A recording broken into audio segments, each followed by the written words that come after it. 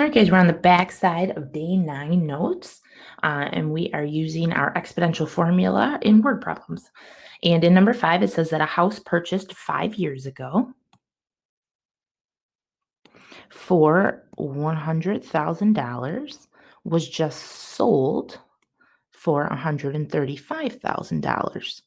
And they're saying, assuming exponential growth, approximate the annual growth rate to the nearest percent. Right there is our rounding directions. Anytime they use nearest. Okay. And so because they're using a percentage, we know that this is an exponential, plus it says it. Get my highlighter on again. All right. And we have our variables. You don't have to write them off to the side, but I do feel like it helps you guys organize before you start plugging in so that you don't plug things in the wrong spots. All right. So because it says a house was purchased 5 years ago, that's our time frame, which is our X. Okay. And your house was purchased 5 years ago for $100,000 and just sold for $135,000. So what's happening is that they're giving us our initial amount and our final amount. Just remember that, make sure you plug them in the right spots. Okay. So this is what it started as, and then this is what it ended as. So this is our A value, or our initial amount, and this is what we're getting out, or our final amount, which is our Y value. So for Y, we're going to have $135,000. And for our initial amount, we're going to have $100,000. Notice it got bigger, which is why they're saying exponential growth. And so for our B value, we're going to put 1 plus so that it grows. But we don't know our percentage. Okay, and so we're going to leave this as R for our rate. Okay, so this question's a little bit different than the ones on the front. It's more of what I would call a working backwards question. All right. So instead of, being given all the information and just being able to type it in and get our answer, we have to kind of do a little working backwards on this one. All right. So we're going to go ahead, guys, and plug in. So our Y value is 135,000. And that's going to be equal to our A value, which is 100,000. In parentheses, we're going to have 1 plus because they told it was growth. It's going up in price. And 1 plus R because we don't know the rate. And then we're going to raise it to the 5th power. All right, so we worked on these on day 4, but when we have to work backwards, okay, I'm going to highlight, guys, this stuff. The exponent is on. So we're basically highlighting our base and our exponent and realizing, guys, in order to solve for that R, we're going to have to get that highlighted stuff by itself. And so our first step is actually going to go ahead and be able to isolate that highlighted stuff by getting rid of the 100,000. And we're going to get rid of it by dividing. Okay, we cannot distribute it in. Same stuff that we did on day 4. Okay. It's just that it's in a word problem. So in my calculator, guys, I'm going to type in 135,000 divided by 100,000, and that's going to leave me with 1.35. On this side, all we have left is 1 plus R raised to the 5th. And now that that highlighted stuff is isolated, we're going to use our reciprocal power just like we did on day 4. And we're going to raise it to the 1/5 power because that's the reciprocal of 5. But if I raise one side to the 1/5, I have to raise the other side to the 1/5. Okay? What happens over here is that those exponents will get multiplied, and when you multiply 5 by 1/5, it turns into an exponent of 1. And 1 plus R raised to the 1st power is just 1 plus R. Okay? On the other side, in my calculator, 1.35 raised to the 1/5 power is 1.061858 759. And again, guys, you can't round that yet because that's not your final answer. All right. We have one last step to solve for R. We have to get rid of this 1. So we're going to do that by subtracting. And when we're done, guys, we're going to have 0.0618588759 equal to our R. However, that is a rate. That's not a percentage yet. And so we have to go back and move the decimal this time to the two places to the right to turn it into a percentage. Just like when we take a percentage, we move it two places to the left to make it a decimal to use in the problem. Now we're left with the decimal and we have to go backwards to give a percentage because that's what they're asking our answer to be in, to the nearest percent. And so when we move that decimal, our R value is now 6.1858, blah, blah, blah. All right. A lot of times, if I know that the end of those decimals aren't really important because I know what I'm rounding to, I'll just do a dot, dot, dot. So you guys know that I didn't round yet. Okay. I just know that those decimals aren't super duper important to our problem. Okay. But if you don't write the dot, dot, dot, it does look like you're rounding. And rounding right now, guys, you shouldn't be. Okay. So now that we have our percent, now I can go ahead and round to the nearest percent. So this would be the nearest percent spot, but you still have to look next door because it's a 1, guys. It's going to stay a 6. And so we're going to say that our rate is equal to 6%. And that question is finished. Okay, let's take a look at number 6. It says that a truck purchased 5 years ago. So that's going to be a good highlighting number. Okay. For $55,500. Was just sold for $22,300. It says, assuming exponential decay, find the percent rate of change to the nearest tenth, there's my rounding directions, of a percent. Okay. All right, guys, because it's a percentage, we know that it's exponential, so we're going to go ahead and do y equals AB to the x. We have our 4 variables. And again, you don't have to list them out, but I do think it helps you organize your work before you start plugging in, which is always a good idea. Okay? Because it's saying 5 years, we know that that is our time frame. A truck purchased 5 years ago for $55,500 was just sold for $22,300. So remember that your initial amount is what it started at, which is your A value. And what it was sold for is your final amount, which is your Y value. So our Y is $22,300. And our initial amount, what the truck started off at, was $55,500. And our B value, because they said that this is decay, and you guys can see that too, because you started off with a lot more money and now it doesn't cost as much. So because it's decay, we have to indicate 1 minus in our B value, and we don't know the rate. So this is another work backwards one. All right, guys, so all we're going to do now that our work is organized is plug in. So our Y value is 22,300, and that's equal to our A value, which is 55,500. In parentheses is 1 minus our R, or our percent, okay, but as a decimal, and it's raised to the 5th power. All right, guys, so hopefully you guys remember from the last question that when you're working backwards and when you're solving for your rate, who's raised to an exponent, this is the stuff that we have to get isolated. So the 5 and what it's on, which is the 1 minus R, that stuff has to be completely by itself before I can use my reciprocal power to free out that 1 minus R. All right, and so hopefully you guys know from the last problem that we're going to go ahead and divide by 55,500.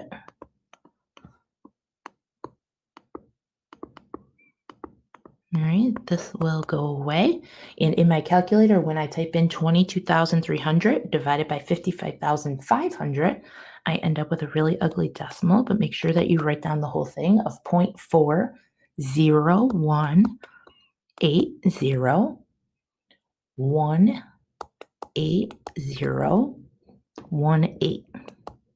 And that's equal to 1 minus R raised to the 5th power. All right, so now that that stuff is isolated, now I'm going to go ahead and use my reciprocal power, which is 1/5 on both sides. I'm raising it to it. Okay. What's going to happen, guys, with these exponents here is that when you multiply them together, they're going to give you an exponent of 1. And 1 minus R raised to the 1st power is just 1 minus R. Okay. On the other side, type that in. Make sure that you're raising it to the 1/5, not multiplying it by 1/5. Okay. And you should end up with 0.833301975. Okay. All we're going to do now, guys, is we're going to go ahead and subtract that 1. And we're going to end up with negative 0.1669800925, but be careful, that's equal to negative r. So to get r, we're going to divide by a negative 1, or you can multiply by negative 1. It's completely up to you. Okay? But our r is now going to come out to be positive 0.166698 ... Okay, I know that the rest of the decimals are still there with the ... Okay. Now what you have to remember, guys, is that's the decimal for the rate as a percentage, okay? So now we have to move our decimal. So you can either multiply by 100 in your calculator, or you can move the decimal back 2 places to the right, okay? And our rate is going to come out to be 16.6698 ... Okay? And then they're asking to the nearest tenth of a percent. Nearest tenth, guys, is the very first spot, but you have to look next door still. And because that's 5 or higher, it's going to move that underlined 6 up to a 7. And we're going to say that our rate is equal to 16.7%. I forgot to put my percent here too, because I moved the decimal place over, so that's a percentage. And then rounding obviously gives me my percentage, and there it is. And so that's the rate this problem is decreasing. So the truck that was purchased is decreasing at a rate of 16.7% per year. All right, let's try another one. In number 7, it says, in New York State, the minimum wage has grown exponentially. So this is a growth problem. Okay. In 1966, the minimum wage was $1.25 per hour. And in 2018, it was $11.10. They want you to algebraically determine the rate of growth to the nearest percent. So right there, guys, is my rounding directions. All right, and because we're talking about a percentage, we know that this is exponential, so we're going to write down y equals AB to the x. Again, I think it helps to organize your variables and figure out what they are before you start plugging them in. We know that this is growth. It has grown exponentially, so this is going to be 1 plus. And remember, you're solving for your rate, so that's going to be our r. We have 2 numbers here, right? $1.25 an hour to $11.10. And so remember, A is your initial amount, and that's what it started out as. Your minimum wage was $1.25, so that's our A value.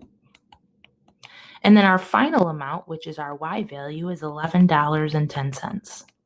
Okay. They don't have a time frame. However, they are giving you a time frame. You just have to do the math. We are at 1966 to 2018. The difference between those numbers is going to be your time frame. And so you can subtract them in your calculator. I would do 2018 minus 1966 to figure out the number of years. And your number of years, guys, is going to come out to be 52 years. That's the difference between those 2 dates. Okay. All right. Now that we have everything figured out, we'll take our formula and just plug it in. So our Y is $11.10. Our A value is $1.25. In parentheses is 1 plus r, our rate, and then raised to the 52 years. Okay. All right, so this is very similar, guys, to the last one, where our rate is in our parentheses, raised to the 52nd. And so that exponent and base need to be isolated before I can go ahead and use my reciprocal power to free out that 1 plus r and then eventually solve for r. So my first step is going to be to divide by $1.25. So that will cancel.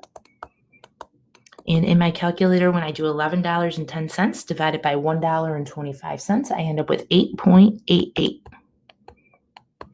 equal to a 1 plus r raised to the 52nd. So now I'm ready to use my reciprocal power to get rid of that 52nd. So I'm going to raise it to the 1 over 52 on both sides. Okay. Remember, guys, that these 2 exponents multiplied together will give you an exponent of 1. And that's why we end up with just 1 plus r. On the other side, 8.88 raised to the, so caret 1 over 52 will give you 1.04. 289 0499. All right, guys, in order to solve for r, we're going to subtract this 1, and we're going to be left with r equals 0.042890499.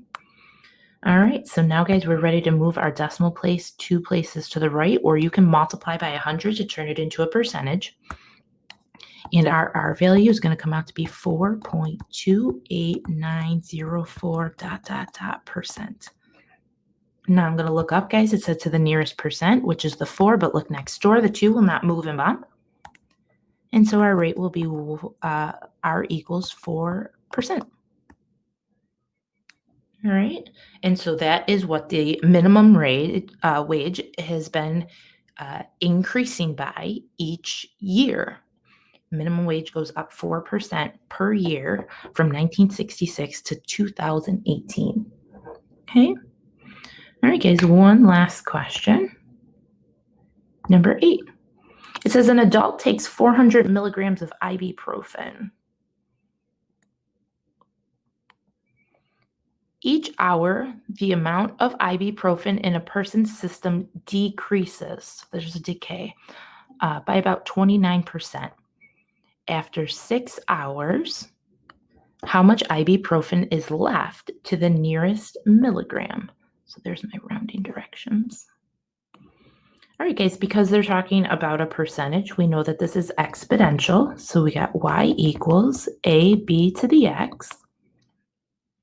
We'll list out our variables so we organize our work before we start plugging things into the wrong spots. Okay. All right, so it says that adult takes 400 milligrams. So that's the initial amount, which is our A value, so 400. Each hour, the amount of ibuprofen in a person's system decreases, so that's decay, so 1 minus. And 29%, guys, is 0.29. So you can either move the decimal place 2 places to the left to turn it into a decimal so we can use it in the problem, okay, or move it to the left.